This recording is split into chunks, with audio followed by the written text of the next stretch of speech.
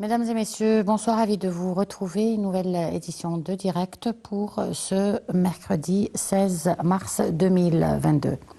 Aujourd'hui, nous allons parler d'un sujet qui intéresse les jeunes et qui intéresse surtout le futur des nations, puisqu'on parle de la transformation numérique. Et plus particulièrement, on va parler aujourd'hui du développement de la transformation numérique en Égypte. Et pour parler de ce sujet, nous avons le plaisir d'avoir avec nous Dr Maëli Tawfiq, maître de conférence à l'Université japonaise d'Égypte. Nous sommes ravis de vous avoir avec nous.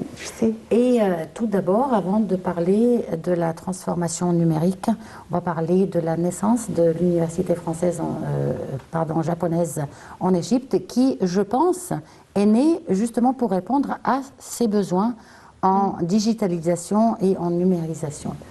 Oui, justement, l'université, elle a été établie en 2009. C'est un accord bilatéral entre le gouvernement égyptien et le gouvernement japonais.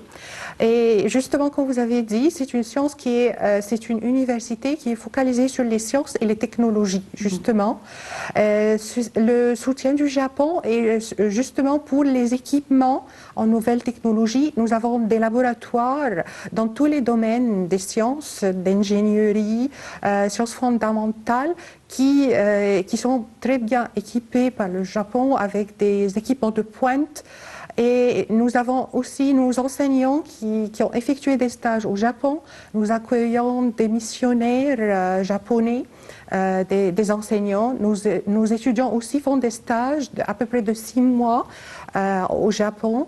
Et là, on fait un vrai échange de technologie. Alors, on peut dire que chez nous, c'est l'expertise japonaise et les compétences égyptiennes qui développent ceci. Et ceci a donné naissance à beaucoup de brevets d'invention à nos enseignants avec les chercheurs, parce que nous accueillons des chercheurs de toutes les universités égyptiennes dans les études supérieures, et aussi des Africains, parce qu'on a des bourses aussi cofinancées par le Japon et l'Égypte, qui s'appelle TICAD 7. Et nous accueillons chaque année 50 candidats africains, dont des francophones, mais qui suivent des études en anglais toujours. Et en 2009, c'était le lancement avec les études supérieures. Et puis en 2017, nous avons commencé le stade pour les études de premier cycle, la licence. Et nous avons 4 spécialités. Nous avons la pharmacie, l'ingénierie, l'architecture durable, et nous avons la faculté de management international et des sciences humaines. Parfait.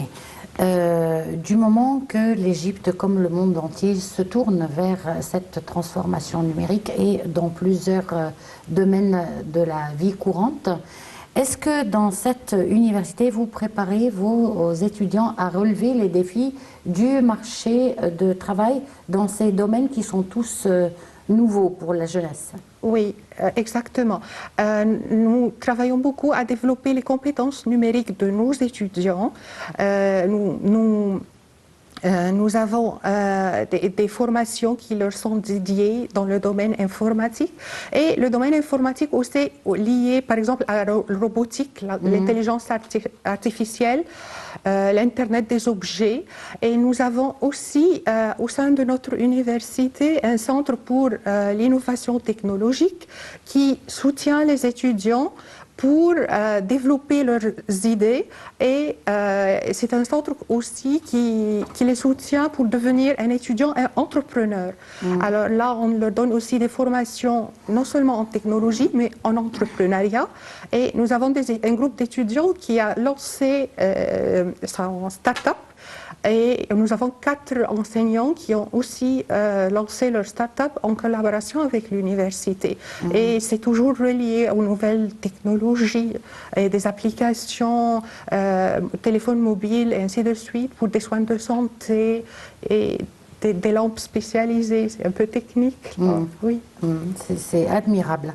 Bon, on voudrait que vous nous donniez une définition claire et simple de l'intelligence artificielle. Parce que tout le monde entend parler de l'intelligence artificielle maintenant, mais pour ceux qui ne sont pas spécialisés, on ne comprend pas de quoi il s'agit exactement. D'accord. L'intelligence artificielle, c'est le développement d'applications qui sont reliées à ce qu'on appelle l'apprentissage profond, deep learning.